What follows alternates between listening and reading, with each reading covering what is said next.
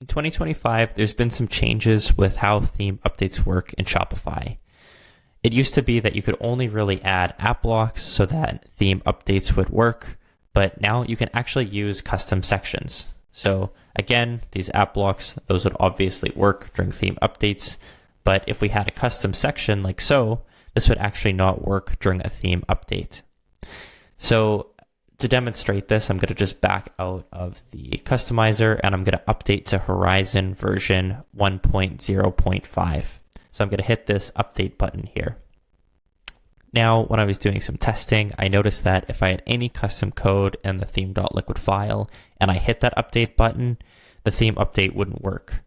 Also, if there was anything broken within any of the custom theme sections, specifically within the JSON, that would also prevent the theme from getting updated and a little error would display at the top. So in just a few seconds here, we're going to notice that the new theme, updated theme will be added and the custom section will now be included.